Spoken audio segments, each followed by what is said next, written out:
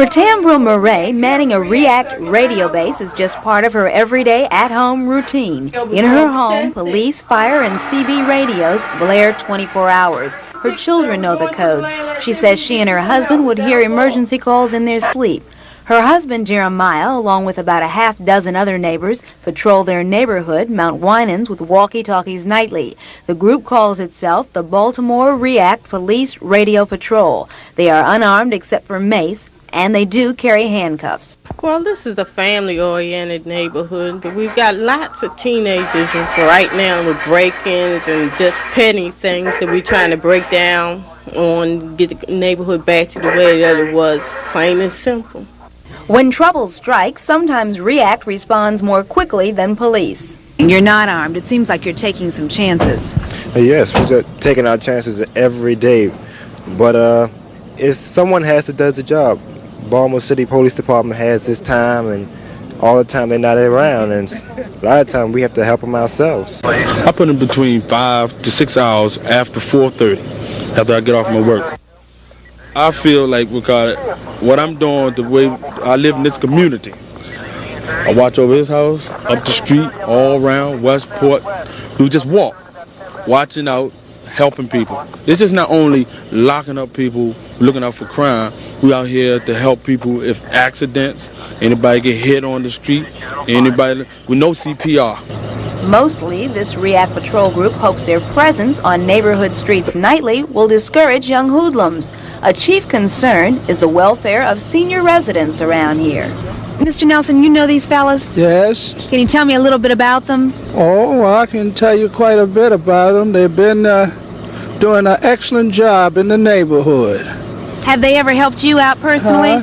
Did they ever help you out? They have been here, and, you know, often and on around my house to look after me. Lots of times at nights, all hours of nights, they up and down the street and around and taking care of the neighborhood.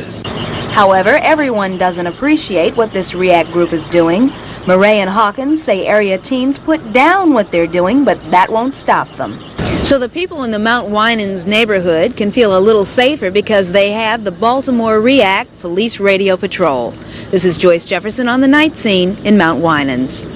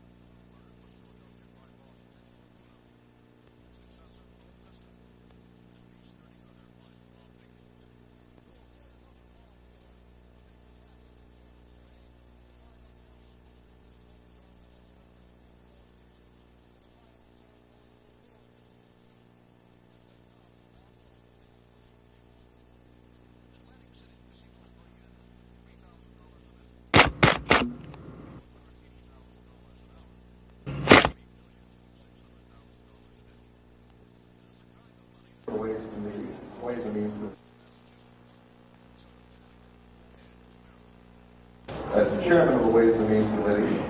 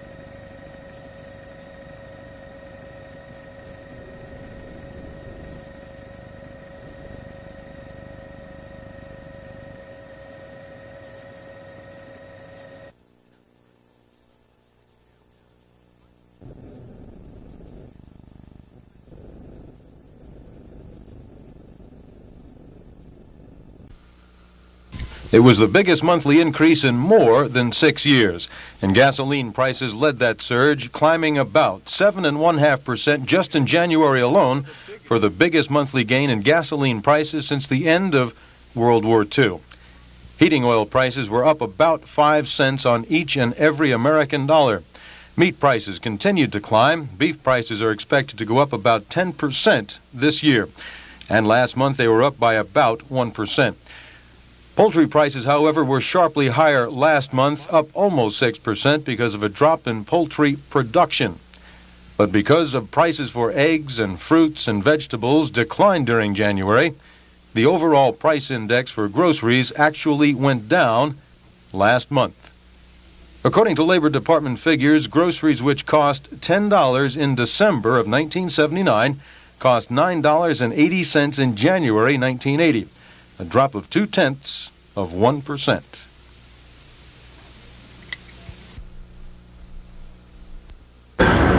The city of Baltimore is tonight facing a potential crisis. A 3,000-man police force wants more money. The city says it's not enough to go around, and as a result, the average cop walking the beat is starting to disappear. Last year, we lost 201 officers to voluntary resignations. Each officer cost us approximately $31,600 to train. That's a loss in experience and training of over $6 million to the taxpayers of Baltimore City. Inflation and basic economics are some of the reasons more and more police are resigning from the force. A city officer's starting pay is $12,000 a year. Amtrak pays more for police protection. Montgomery County pays more. Prince George's County pays more. Even 4 private security firms in the city pay their people more than the city pays its man walking the beat.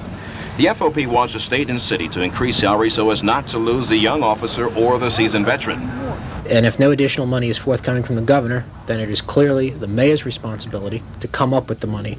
And if they do not advance salaries in the city so that we can attract and retain qualified people, I fear that in the next 2 to 3 years, our police protection level is going to drop to a point where it's going to be totally inadequate, where the citizens and their property are simply not going to be safe. The FOP is advocating a 10% across-the-board pay raise for all officers until the salaries are brought in line with that of private enterprise. The FOP is now asking for public support. I'm Mark Norman on the scene downtown.